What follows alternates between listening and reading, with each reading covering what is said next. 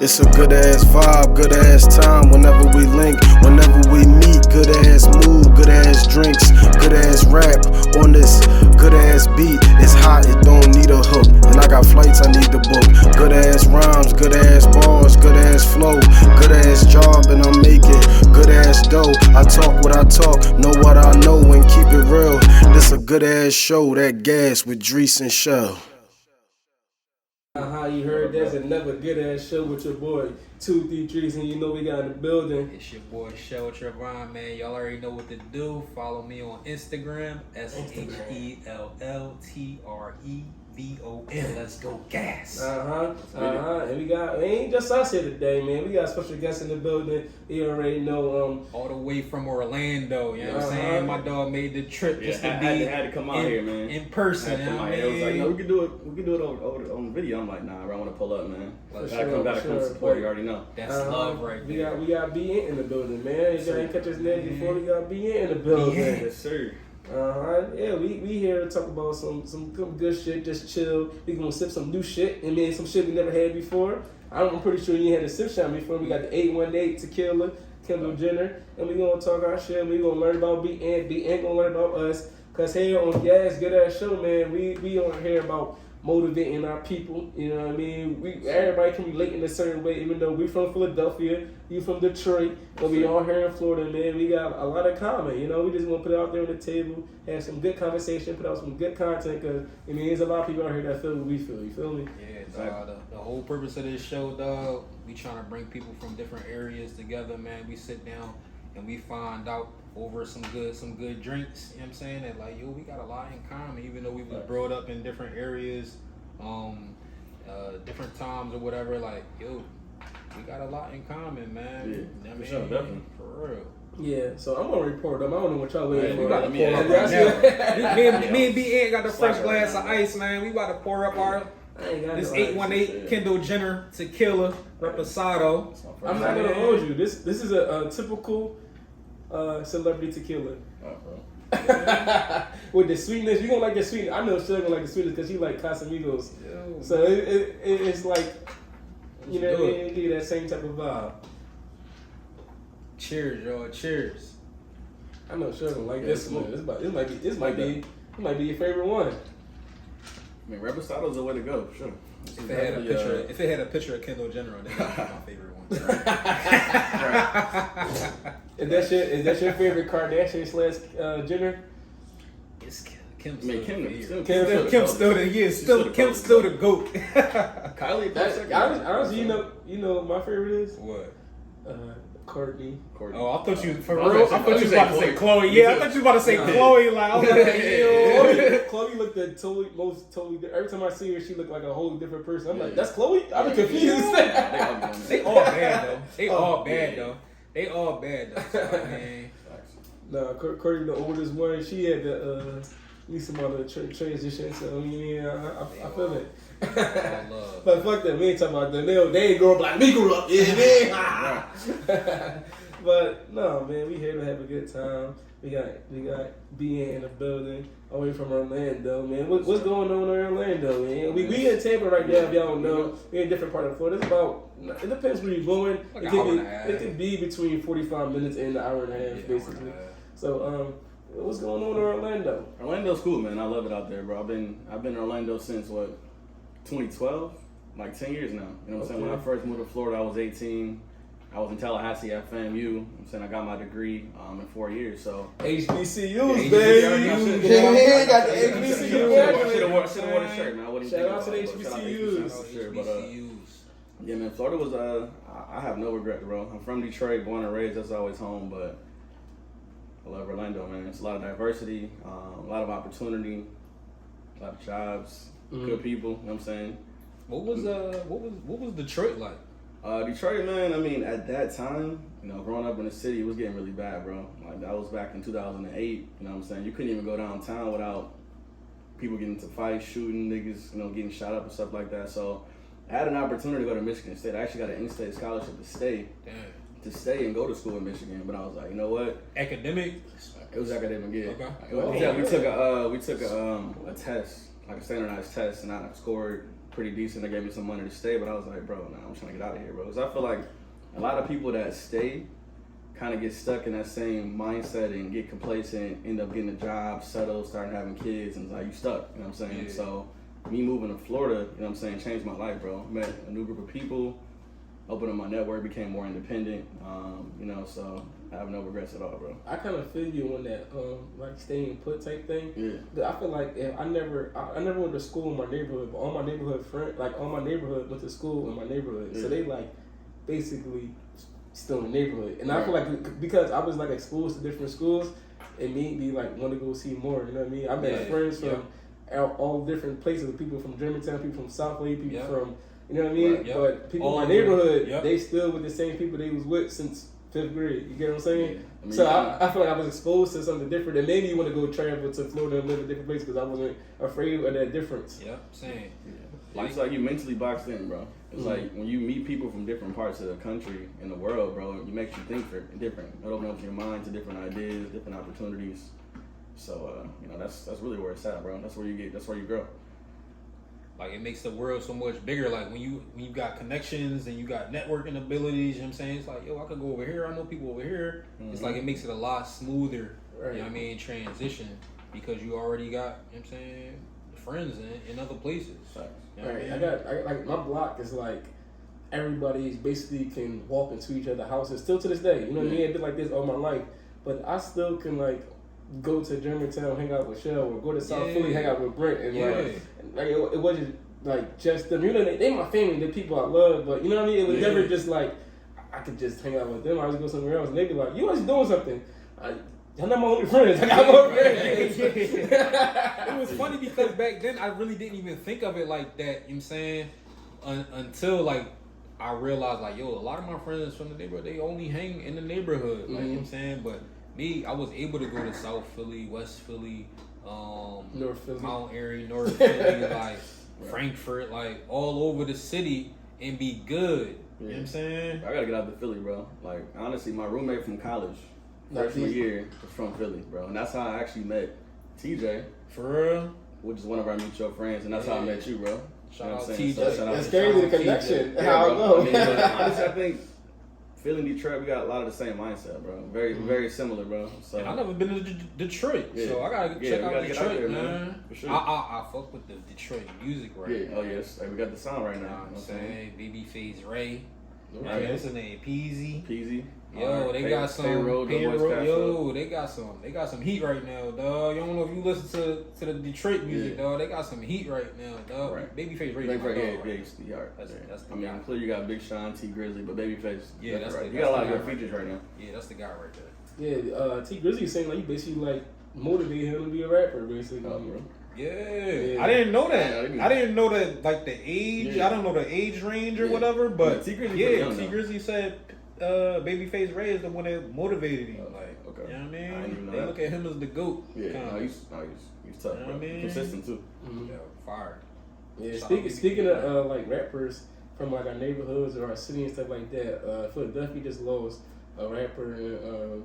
I'm not even calling him a rapper. He's an artist because you know he did the vocals and and rap, sing songs, stuff like that. So maybe he started as a rapper, but then he tapped into the pop R&B kind of pretty much. Like it's just using his vocals. I mean, it's the artist. That's what artists do. You know what I mean? They don't just like stick to one thing. But PNB Rock, he lost his life.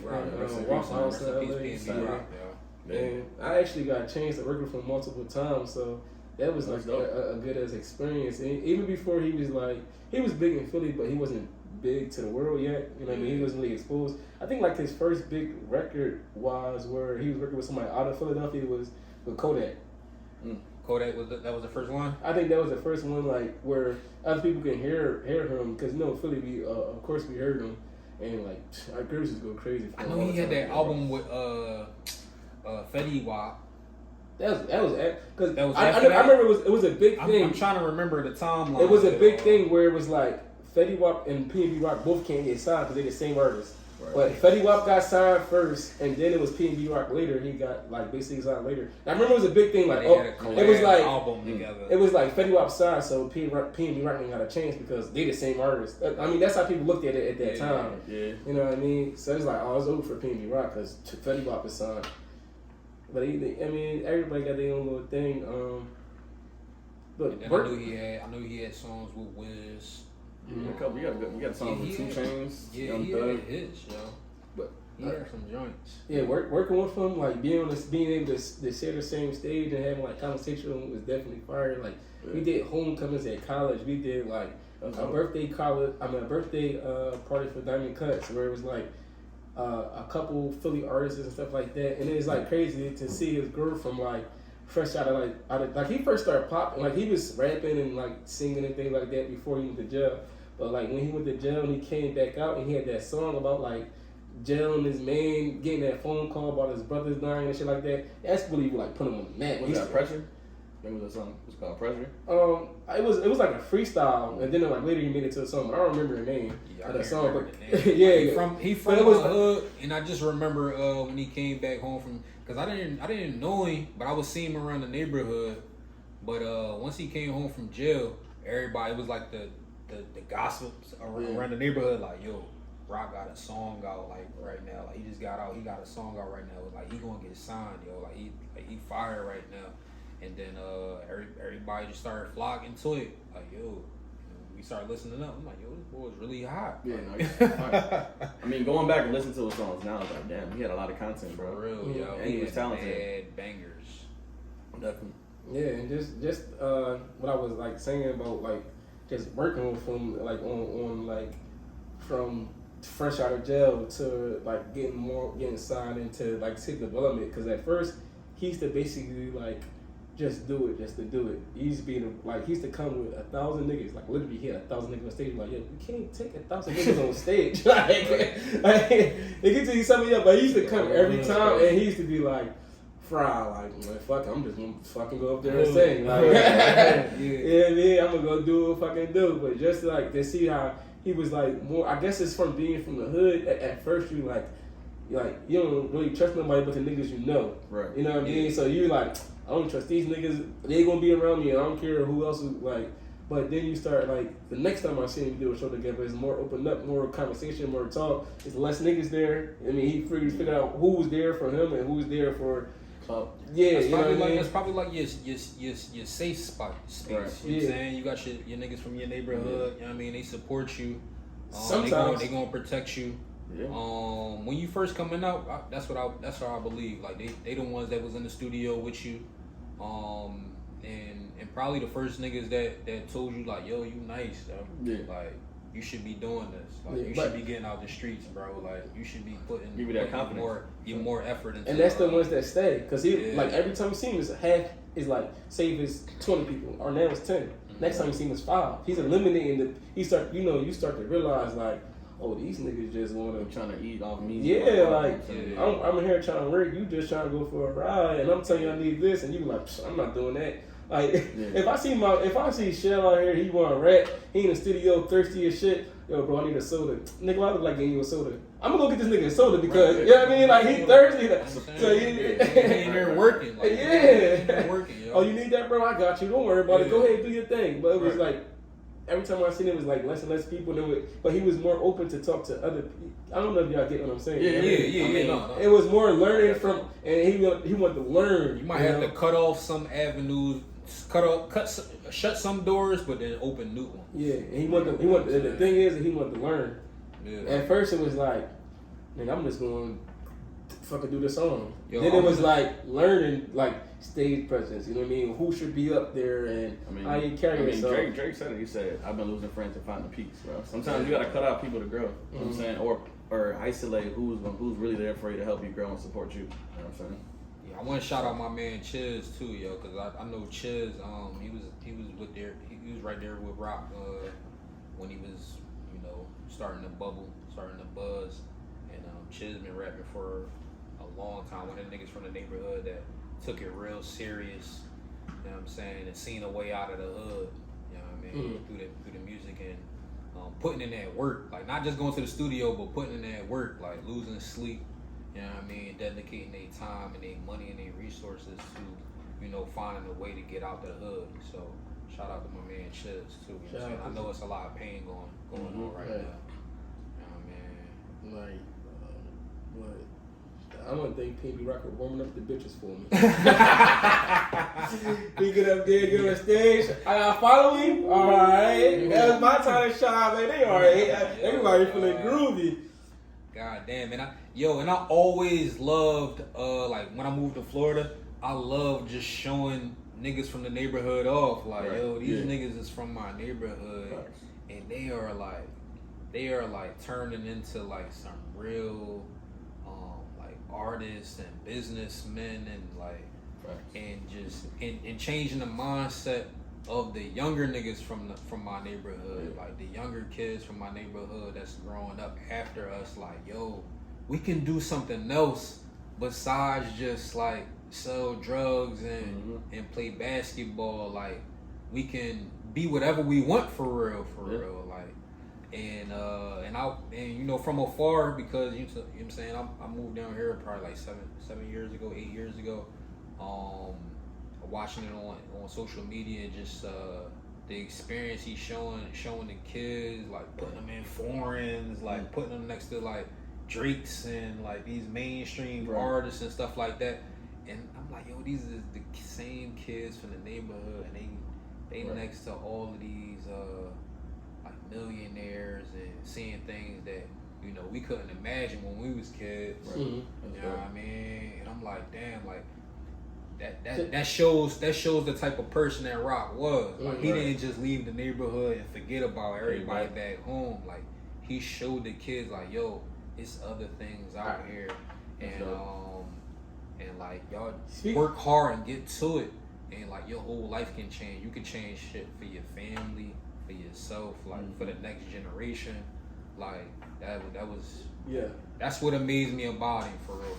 I was like, wow. Speaking of that, like, I remember, like, after he get a show, you get your show money and shit, and he took the whole PNB block to Six Flags, and they had all speed passes, and they like posting like, "Yo, we ain't got no blinds, we with Rock." Like, it was like they was all hype and shit to go to.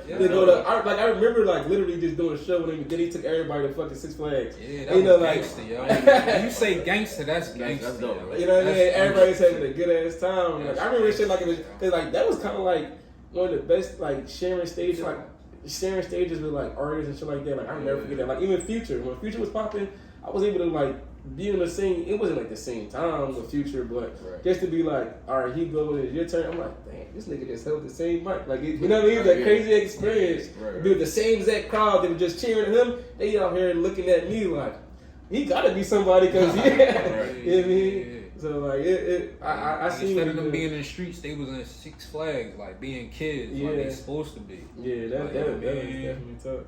That's fire right there. So I know y'all want to peace, Rock. I know y'all want to talk on the gun violence a little bit, because you know he got basically gunned down, and where did you want to go with it? Like basically, like, you know, y'all know we from Philly. I mean, my man B.N. from Detroit. Like, these are some cities that are looked at as cities that are in poverty. Right. I guess. I mean, Detroit used to be at one point. It used to be at one point called the murder capital, man. I mean, it's gotten a little bit better since I moved. You know, thankfully, you know, I'm from Detroit, but thankfully my parents moved me to a better neighborhood to go to high school and everything. But I mean, that's still where I'm from. You know what I'm saying? It was getting really bad.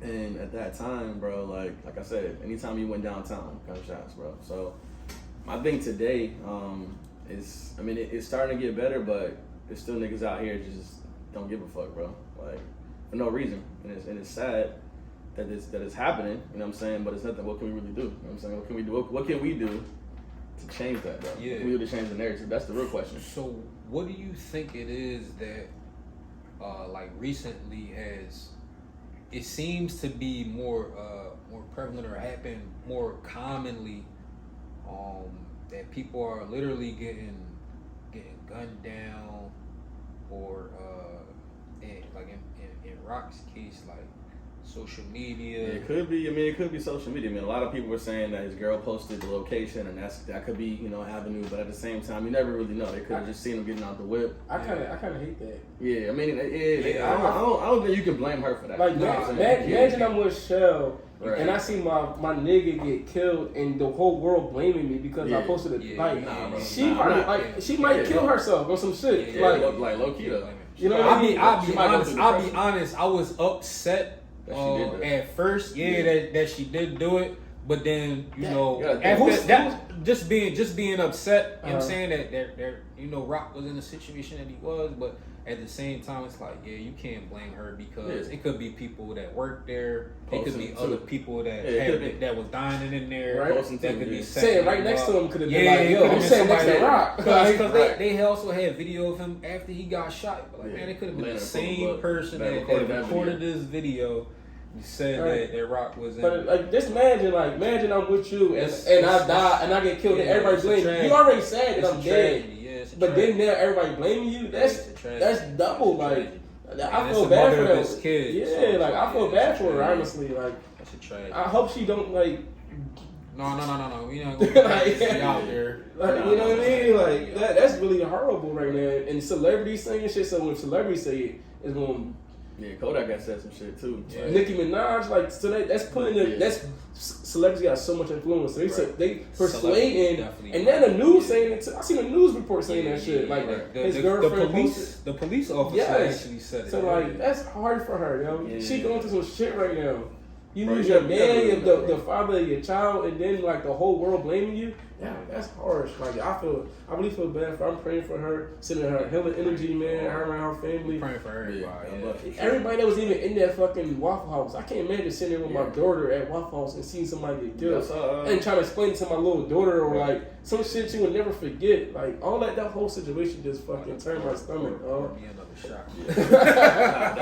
How about that? Now I saw some dude post a video that was also in the same restaurant at the same time. He said that he got robbed too. Yeah, he said it was more than just him got robbed. And he was with his kids. He was like, they was just there for the weekend on vacation. He was like, after that, he was like, trip over, we just left. But I'm saying that to say, dude gave up his chain. So, did Rock put up a fight? We gonna say like, man, ain't nothing worth your life. Yeah. Bro. Like nothing material, no material things and money or anything like that is worth your life. You know what I'm saying? Because you do got loved ones that, they don't want to see anything happen to you, yo. Right. And you can get that bread back. Yeah, you know what I'm saying? We don't know all the details, but yo, your life is the most important thing. Ain't no coming back from that. Right. Ain't no coming back from that. And, you know what I'm saying? And you know what I think? We had an episode on this, like they play a big part of that. Social media. Yeah. If Rock would have given, if Rock just gave us his chain, he a bitch, he this, but now everybody feel bad because he glowing. You know what I mean? Yeah. Like if he would have just like, it's like a catch-22. Yeah, you know what I mean. So niggas are like, I ain't that bull. Like, I'm not giving up. Think it's funny. Like people would have made a joke about it. Like funny. Like even right now with the girl, people making jokes of it, but then if something happens, it's gonna be a whole. Everybody gonna feel bad. Like. This like people lives is important. Everybody gonna make a joke out of that shit. Like this day and age, man. It's real crazy, yo. Because I don't think people understand how valuable somebody's life is. Right. You know what I mean? They might post you up for a day or two, but it's like, yo, we never gonna see that person again, yo. Mm-hmm. Any other daughter too. You got kids. You got a family. Yeah, family. And you got a family, yo. That's dependent on them. Right. It's dependent on those singing checks and shit like that. They don't understand you taking one person, but it's affecting. It could be affecting literally. Bro, the whole hood. Like you said, he gave back to the kids, took them to Six Flags. Yeah. You could have did that again, to another set of kids. You got these kids that going through trauma with not their father, that saw their father get killed. Like, you know what I mean? Right. It's other kids that's around that saw that shit. Like, you understand? You probably affected 100 people, like, literally from that one little, because you want a chain. Right. Like, because you want that bread. You was that hungry, bro. That shit. What do you think is one of the reasons that, like, we seeing this a lot more often, man? We got Rock, we got Pop Smoke, we got XX. I think he got robbed. and died in the same manner. Like, people are just so. Bro, I think personally, I think what it is, bro, is that people are seeing a lot of niggas eat. People are seeing niggas drive fancy cars, seeing niggas with chains, and niggas that are starving are seeing this and they're exposed to it because they see it every day on social media. So they wanna be that nigga. So they're gonna do whatever they can to get like that. Before social media, you might see niggas in the hood every now and then, but you're not seeing niggas on a regular basis live that life. Wishing you was them. Yeah, live that life. So Damn. niggas, you know what I'm saying? So I think just constantly seeing people successful in your face when you down bad just kind of makes you eager to, like, you know what I'm saying, eager to do whatever you want to get to that point. Yeah, I feel like it used to be like different levels though. Like you could have like the super successful like artists and musicians and actors and stuff like that, and then you could have like your level where it's like your 9 to 5 guy, like, you know what I'm saying? But like now it's like everybody is trying to fit in that top bracket, like that top bracket, but you can't come from like, you know what I mean, the bottom to that top bracket without, you know what I mean, work and grind and like, but yeah, I agree with both of y'all like on the things you say, but like I feel like it's a lot, and not just like what you said. It's not what you said, but it's all included. But it's also like it's like mental shit too, because like if you're able to just go take somebody's life and shit like that, like that's not something easy that anybody can fucking do. If you could just do that shit with no care in the world, it goes like beyond. I just wanted that so bad that I take somebody, you know what I mean? It really go like really like deep into that. And then like I remember like growing up, it was basically like rules. Like, and I feel like today is like code. Like you had a code, right? It's like no rules. Like if somebody wanted to go kill somebody, you don't go shoot up a whole block with 50 people. You know what I mean? You wait your time. Like you gonna sit on it. Well, I call you by itself. I got him. Like now it's like niggas don't care. They was broad daylight, you know what I'm saying? Chilling with your baby mom, with your mom, with your little toddler, like it's like, yo, it's no code. And I remember like even like for me, like when I was living in Florida for a minute, then I moved back to Philly, and one time like I was walking home from the barbershop and I just see like all the different kids in the neighborhood, and I'm just like, yo, this shit is crazy because I really feel like there's no rules. So for example, I mean by like the no rules, like that was one example. But if say if we both cool with B Ant, right? But we hated each other, and like B Ant like chill, no, like we not gonna do nothing when we see each other. We gonna like, but now it's like I don't give a fuck what B Ant say. I'm gonna fucking fuck when I see him. Like that, like now it's like that. Like I don't give a fuck. But right before you can see a nigga like look at him crazy, like you lucky dog. B Ant said chill. Right. It's not like that no more. Like niggas don't care. I mean, a lot of it, like you said, is mental health, bro. And I think, you know, after seeing everything that happened, you know, with the pandemic and George Floyd and all the riots, people just stressed out, bro. People are at that breaking point, just seeing people get killed, and at this time, people were just like, fuck it, bro. Like, you know what I'm saying? I can get popped today, so I'm just gonna live my life and do what the fuck I want to do. You know what I'm saying? It could be just a lack of mental health, but lack of, you know, not recovering from trauma as a child, bro. That has a lot. That is probably the root of everything. Like you said, social media is just, you know, something that's gonna escalate that, but that's the root of it, bro. It's mental health. People don't have mentors.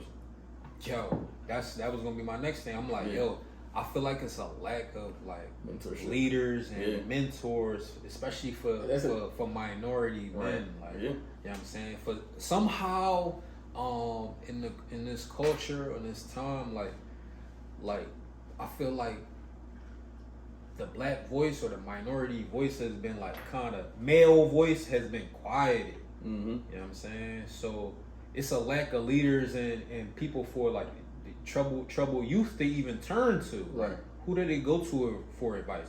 Who do they go to for this code? You know what I'm saying? That they supposed to abide by. Like they don't have no rules. The music. Yeah. The music. That's what I'm saying. Like, music don't help at all. When they hear this shit, like, I gotta get my ops and shit like that, they be like, yeah, I'm ready to go. Yeah, like, niggas really believe in that shit. Yeah, like bro, these niggas just. Like I'm gonna spin again. Like, it's like they all in competition against each other when they to should be working with each other to to figure things out, to make their lives better, to take it to the next level. But instead of doing that, they just want to go kill and rob and steal. And it's like, yo, that man possibly could have helped you, or possibly could have showed you a different way. We just talked about how he shows the kids from our neighborhood, like, yo, it's a way out. So the same people that robbed and killed, he possibly could have helped them. I'm like, yo. Yeah. But because I feel like because of it's a lack of leaders or a lack of it's no voice for a lot of these the troubled souls out here, man. For real, like they just out here doing whatever, man. It's sad, bro. It's sad. It's sad. Something hard. So the bigger question is, what's the solution? I'm saying, what is the solution? What can we do? You know what I'm saying, to make a change? One, I feel like for us is like is black men. Like I feel like therapy is definitely like it definitely is. It's crazy because I've been plotting on it myself. I haven't done it yet, but like we all got some childhood trauma that's like just chilling. You know what I mean? That's just chilling on the side right now. Like, you know what I mean? So I'm gonna top that off for the first. Like, yo, I mean, therapy is probably there's a lot of organizations out here you can join and do mentorship. Like I'm in Orlando. I'm involved in this organization called Route 7 Orlando. I haven't been as active as I want to, but they do offer mentorship to young black men, especially in some of the F-rated schools, one of them being Carver Middle School. These kids have no one to look up to. Like, it's literally kids in middle school taking care of their brothers and sisters because their parents out the house running the streets. Yeah. You know what I'm saying? So wow. I've done that, and that's the way to do it. Even if you can just like touch a couple kids, you know what I'm saying, give back to them, that can make a small difference. But it's not gonna change everything. But if everyone did that, it could make somewhat of a difference, you know? Yeah. That's one way. Yeah, it's definitely kind of hard, but like I was a TSS worker. I don't know if you know what that is, because different states and different states use different acronyms. Yeah, so basically like working with troubled kids, and I heard this one kid, Xavier, and I don't know if I'm gonna say his name, but but like he touched my heart like most because he was like 7 years like he was like 7 years old. His pop was in jail. His mom was like 21 with like 3 kids, and she was like basically not paying no mind. But when she do talk to him, every time she talked to him, she yelled. Like it could be something like he come in the house and put a jacket on the floor. I said, "Get your motherfucker." I keep saying that. Get your motherfucker, and like his reaction was automatic to like respond off the yelling. You know what I mean? Because that's all he knew. He'll yell back and like so like just being around him every single day and like, listen, man, she just upset. She been dealing with all the other kids and stuff like that. Don't worry about it. Just pick up your jacket and put it down. Just me being there, it's like a total difference in behavior. You know what I mean? He started helping his mom because he sees struggling and stuff like that. Right. And but I also, so that kind of like helped at that time. I kind of like left and moved to Florida. And I don't know where he is now, but like I kind of left and moved to Florida, and I felt bad to this day because I'm like, I seen it change from the first day I walked in that house to being with him every single day and showing that like it's just hard for your mom, so just be there for her and shit like that. So I can imagine like all the other kids that go through the same shit. You know what I mean? Like even like I was telling Shell, we was talking about Kensington Ave, where it's like I just take him to he lived in that like neighborhood, so I just take him to that library, and you literally see fiends shooting up right there, and it'd be like 20, and then people after there's like 100. Damn. And like these kids is walking past it every day. And it's like these kids walking past every single day to go to school. Like this is what they see. Like they doing it right in the open. It's not no hiding in the alleyways. It's not like doing it in their house and coming outside. It's literally outside. You gotta excuse me to get to the train. Kids going to play. You want to go outside and play. You gotta go to school. Even just to go to school, you gotta walk through this shit. And it's just like I really don't know like how can like these kids think it's normal because they never seen nothing else in life. And it's like it really hurt me inside. Like I can't help them all, bro. I do a lot of shit. I mean, I gave back. I like a lot of times in Philly. I fed hundreds of people in Philly on my own money, making sandwiches and fucking giving out bananas and chips and shit like that. And that shit just be so hard that I be feeling like I'm by myself all the time. Even like this weekend, I'm doing a breast cancer run. I try my hardest to get people involved to donate back to breast cancer. It's just like I be feeling alone trying to do that shit. That shit be hurting me for real. For real. Nah, bro. So I mean, we trying to find more solutions, man. Like more solutions to how we could reach back to especially the youth that need the help, man. Because the youth are just gonna that's the future of what I mean, we gonna look at the end of the day. Like they looking all this, right? They seeing everything on social media right now. So it's like, it's crazy, bro. They pick up these phones real young. They know how to work all that stuff. Like they get all the information. They picking it up. They soaking it up. You know what I mean? So it's up to us to figure out a way to point them in the right direction right now, man. Because it's dangerous out here, man. Definitely. I told you, I was nervous to go to Philly. Yeah. We got the live show coming up. Make sure y'all come up, man. Yeah, come on, show love, man. And I remember I was like expecting this shit. Need some bodyguards. I remember like when I first came and I was like expecting this, like my influence to Shell. Shell basically like, don't say that, but it's real, bro. Oh yeah, I just don't. I'm just the type. I just don't like putting the energy out there. Like I know too. Like I know too. I just don't like saying certain things out loud because I'm like, damn, don't put the energy out there. Though. I had a newborn. I was scared to walk in the block with her. I know. I ain't been back home in 2 years, dog. I ain't been back home in 2 years, man. But every time I go back, I'll be like, yeah, I'm gonna tell a couple people where I'm at. It's really scary. Yeah, I love home, man. I love going home. I mean, I was just in Detroit. I love going home. Shit for my cousin's wedding. You know what I'm saying? I try to go back a couple times a year. You know what I'm saying? It's getting better. Like, I'm happy to see that the city is getting better. But at the same time, you talk to people and they still stuck in that mindset. Like, oh, I never will move out of Detroit. Like, bro, it's so much out there, man. And I think kids need to see that. You know, part of the reason why these kids don't ever really grow is because they never get out the hood. You know what I'm saying? If there was a way to let them see other things and do things and see people doing positive, traveling. Like me and my pops, we do private theme park tours for Disney World. That's part of the reason why I'm staying in Orlando, because we own a concierge service.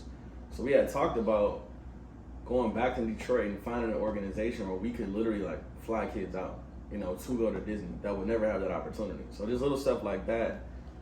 You know, it's things that I've been thinking about personally. Yeah, that's a good idea, bro. Kids. You know what's crazy? Yo, that's a great idea. You know what made me want to move to Florida?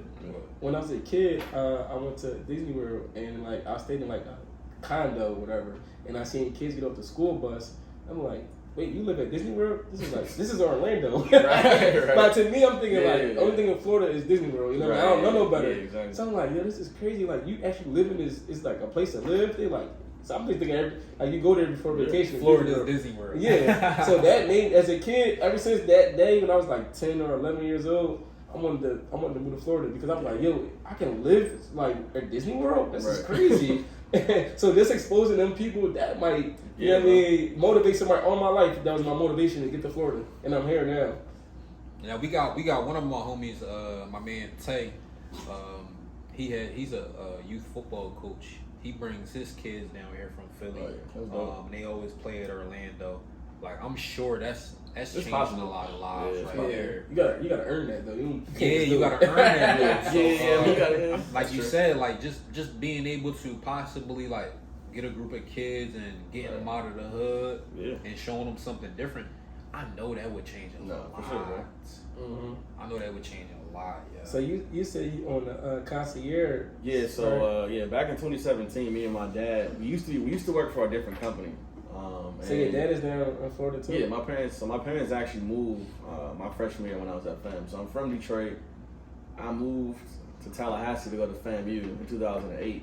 That second semester in 2009, my first spring break was helping my parents move to Florida. They moved to Orlando.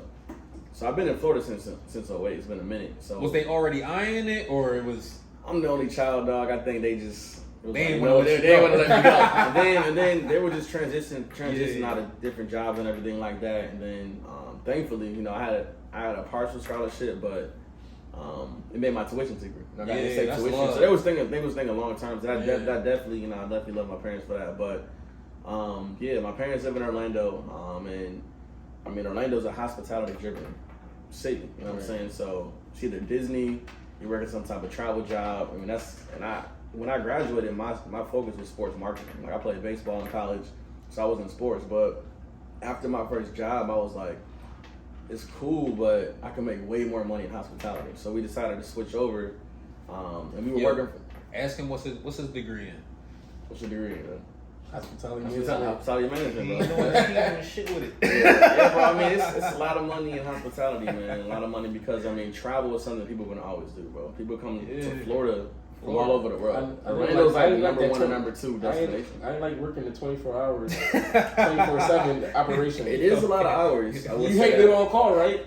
Yeah. All right then. I hated that. but it's different. But it's different when you work for yourself. For yourself, Hospitality. You could be in a club. You could be in a bar. You could be in a restaurant. Yeah, that's more fun than. Yeah, I mean, what I was doing. I mean, for me, the end goal is entrepreneurship. Like, I still have a full-time job. I'm an account manager for a travel company. I do social media marketing for an accident referral company. I do taxes, but that business is what I really want to end up doing full-time. I need my taxes done. I got some changes. I own a house now. I got some other things. I got you. Oh, yeah, we got to get the taxes for this joint too. Yeah, I got you. So yeah, hit me up about that. But what I was getting at is that we were working for another company, but what happened was the clients that would come to them liked it so much that they would go around the owners of that company to contact us directly. Because what was happening was they would just say, hey, we have a client, are you available to do this tour? And they would have to go to the company. But we were so good at what we did, they were just like, I don't want to go with any random guy. I want him. I want them. So we eventually we broke off from that company. We had to sign like a non-compete and pay to get out of it. But now, I mean, this business is thriving, man. I mean, what we pretty much do is we're a small travel agency, so people contact us, and we pretty much plan their whole trip, from flights to transportation from the airport to booking their resort. And then what we do is create a whole itinerary of them in the theme parks, and we pretty much walk them through the park and make sure they don't wait in lines, make sure they get all the pictures they want. And I'm saying this to say that is an opportunity that kids in the hood would never have. You know what I'm saying? So being able to go back and do that and give it to someone at no cost, you know, is definitely something that can change their lives and make them maybe push a little bit harder to get out the hood and make that a reality for themselves. And once they get out the hood, because a lot of people might not know, kids from the hood, man, they make friends easy, Yeah. Like, they are very like social people, because the environments they come from are tough. So it's like, they're known to make friends and meet people. Like, I think what it is, man, they just like the attention because they're not getting it from home. Yeah, that's probably what it is. Like you said, the kid you were talking about, his mom, had a lot of kids. His dad wasn't around, so he never got the attention. And the only attention he got was she was getting yelled at. You know what I'm saying? Mm-hmm. So when they see another kid or that just wants to play or something like that, play or do something positive without being yelled at, of course they're gonna gravitate towards that. That's crazy, man. And then they'll move on to have friends that are in all types of or different locations around America, so when they go to travel again, they'll already have a friend. They'll already have connections. Like, they'll already have like networking that has been taking place, and it'll make it easier for them if they do decide to like go to college or something like that. It's like, right. Let's link up. You know what I mean? It's a lot of opportunities out there, man. I mean, we gotta figure this out, man. We gotta figure this out, man. Because I definitely want to see these kids from the inner city, man, to have more opportunities to travel. Would you be a mentor? Bro, I would love to be a mentor. There's programs out there for you to be a mentor. I would love to be a mentor, man. I would love to be a mentor. Because the first time right now, the first time, y'all hear him, you're accountable. Listen, on the next podcast, for sure. You gotta follow up on that. I would love to, man. I've been reaching out to some of my friends that do like youth football. They ain't been hitting me the fuck back, man. They ain't been hitting me back, man.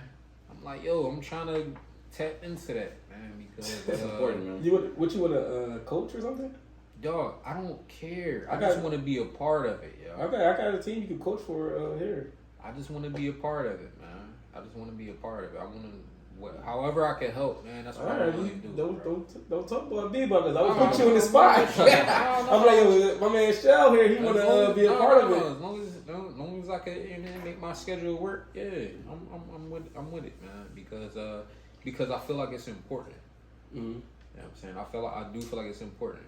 No, it is. You feel that purpose come about. Like, It's more. It's bigger than you, huh? Yeah. It's bigger than me, man. I feel like it's important, man. For sure. That's why. It's so crazy. Like, I'm wearing this HBCU graduate shirt, and I mean, I went to HBCU game last week. They played USF Howard. You know what I mean? And just I was talking to somebody, right? And I'm like, yeah, I went to the USF game last week. They're like, who they play? I'm like, they play Howard. They're like, who? Where are they from?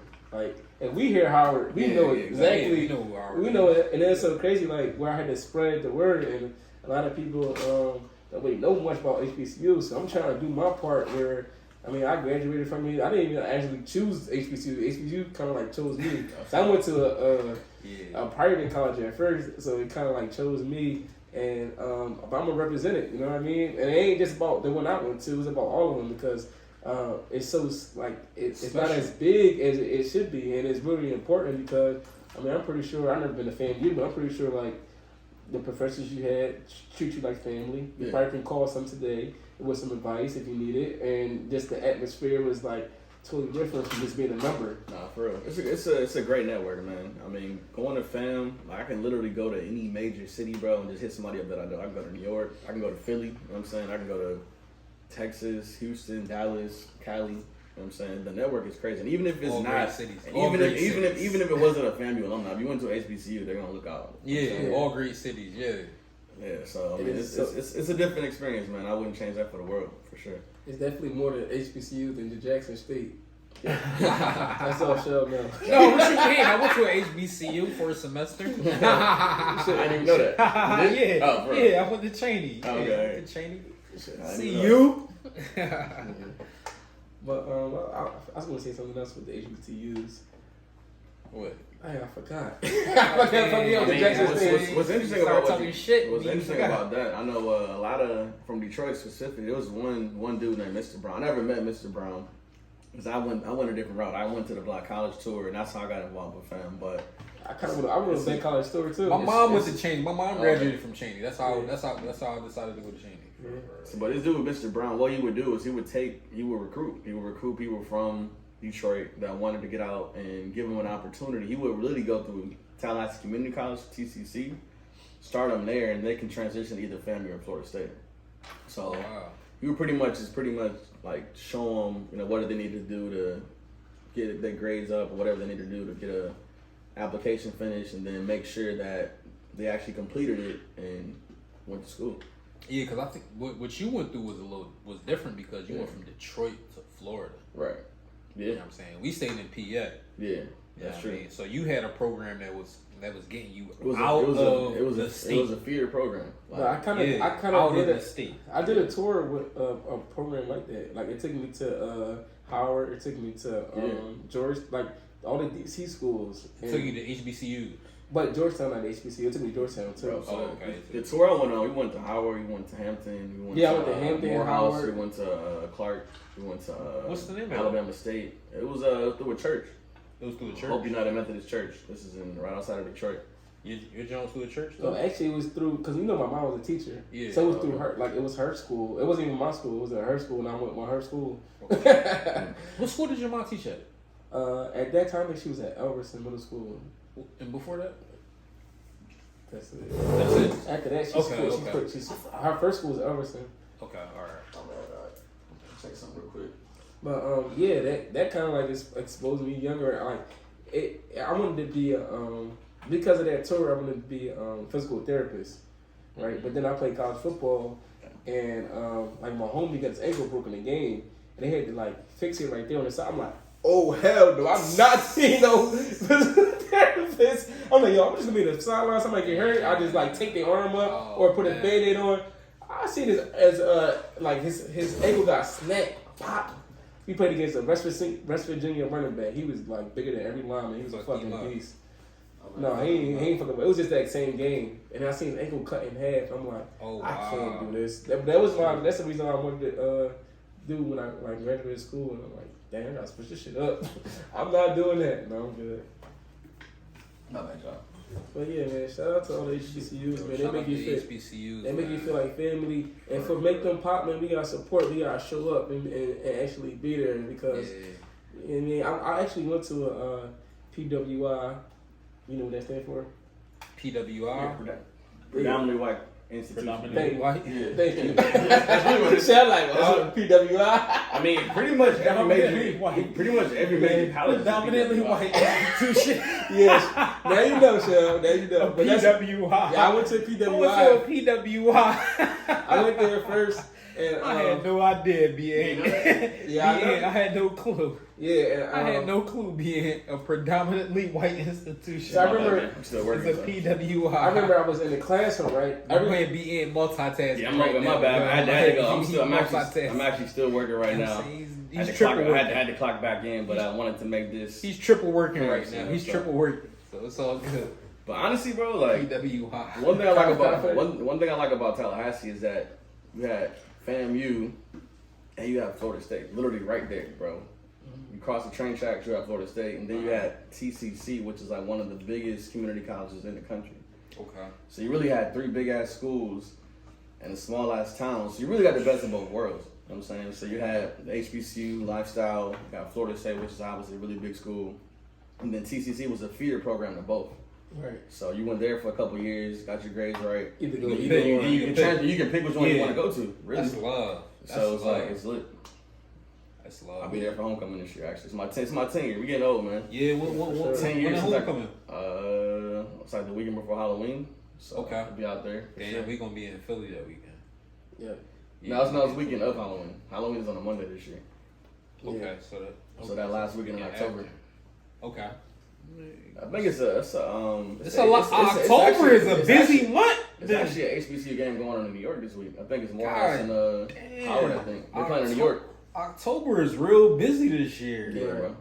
It's a lot going on. Got this Miami year. Carnival. Yeah, October 5th. And we got our live show the 22nd. Make sure y'all come out. Yeah, Yeah, make sure y'all come out for that. Yeah, We Philly. got Grants University. We out there, whole Oh, 500 people. man. Make sure y'all get y'all tickets. Yeah, we gonna Link turn up. in the bio. I'm Privileged Drinkers. We're gonna be there in the building, hosting, having games, having listen to some good shows, having some good drinks, some free food. Yeah. You know what I mean? Make sure y'all there. You got your boy 233 here. Follow me on Instagram, TikTok. We got It's your boy Shell Trevon, man. You know what I mean? Follow me on Instagram, SHELLTREVON. make sure y'all subscribe to the YouTube. We Yeah. also got B in the building. Yeah, man. Instagram B.N_1. You know what I'm saying? Taxes, hit me up. If you've been in a car accident, hit me up. Damn. Saying if you need travel discounts, hit me up. Or if you want to get private tours for Disney, hit me up. You know, Yo, also, you know what I'm Oh, saying? man. I didn't even talk about the fact that, you know, I do promote events. Shout out to Orlando Tampa Connection, Lux Events Media, taking over the city. You know, Ooh. we're just trying to make things happen. You know. He's a I ram. got a question before He we go. is I really got a around. question about this accident shit, right? Yeah. So I saw like a post, and a guy was getting head, right? And he crashed head on. FedEx truck? Yeah, I think I saw that too. Yeah. Right. FedEx truck. So say me and my family in that car, and somebody hit us head on, and The bulls and get we dicks up. yeah, and say if like Yeah. basically we go to court, he owes bread, and he ain't got the bread. How do we get the money? How does that work? So the money comes from the insurance. Okay. So the money doesn't come from that. Like if you get money from an individual, that's a civil matter. Oh, okay. That's a civil thing. So- But the money that you get compensated with comes from that other person's insurance. So basically, Insurance companies. They the got at-fault driver that hits you, what happens is if you hire my company to represent you, we're going to sue that person's insurance company for him being negligent, right? And then Are the you gonna amount, sue them too? the amount you get is determined on their policy. You know, so you have, you know, regular policies and you have commercial policies. A regular policy bare minimum in the state of Florida is like $10,000, but they can go up to $300,000. Okay. After that, it's considered commercial. Okay. So you can get up to $300,000 just from somebody hitting you. And what happens is, you know, we put you in contact with a doctor and attorney, and that attorney is the one that takes legal action, and then the doctors treat you for your injuries from the accident, and it's a free service. All right. Then if And I it's wanna, a free what if I want service. to? and it's a free service. You pay nothing out of pocket. Well, I'll say this: the attorneys do get their cut What? if they Once settle, you- if you win, if they right? win. But if Yeah. they don't win, you get nothing. Yeah, and But then, they take Call him. yeah, Call. just call them. You know. Call. and then all right. So we go through the insurance, right? Yeah. Then I want to go civil because now my daughter's scared of getting cars. And like it melts her up mentally. She like my wife and my That brother. happens. That She don't want to happens. get. They actually don't want to get a car happen. anymore. I'm trying to force them to go to the. I'm not getting that car ever again. So can I take it to civil and get more money or? You can. I mean, we don't handle the civil side. We can point you in the right direction beyond that, but you can take it a step further and then sue that individual. But when it comes to just the insurance or the initial thing, you're not suing that person. You're suing the insurance company. Insurance company. And another tip, I would say this: a lot of people in Florida drive dirty. People don't have insurance here. You know what I'm saying? So if that's the case, what you need to do is get what is called. Oh, you dangerous. What you need to get is called. If y'all ain't see that, he just mixed moonshine with tequila. Mind your business. Right, that's Mind your crazy. business. So what you need to do is get something called It's called uninsured motorist coverage. What that is, it protects you if somebody hits you that doesn't have insurance, because Florida's a no-fault state. So if somebody hits you that doesn't have insurance, you don't have you're fucked. So I need to add that to my policy. And it's not that much more expensive, bro. I have Geico. Shit, it was like $15 more a month. Oh yeah, I gotta add that. And I've had several people hit me up that got hit by somebody that didn't have insurance, that didn't have that coverage, and we couldn't do shit. Damn. Because Florida's a no-fault state.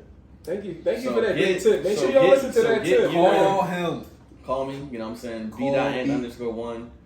My phone number is 248-943-433. That's still Michigan number. I never changed my area code. That's my number. So Let's go, man. definitely get with Thank me. you for Yeah, coming man. through, man. Appreciate We no got some problem, good ass brother. information, man. We Yeah, got a little man. deep today. Man. Already know. Make sure y'all like. Man. We all try to make a difference. I try to make a difference every day, but we all gotta For do it. It real, ain't just man. about me. It ain't just about Shell. It ain't just about me. We all gotta it's do it, about the man. culture, definitely. man. For It's about sure. the culture, man. Thank y'all for tuning in, man. Yo. Make sure y'all subscribe, like, share, and we out of here.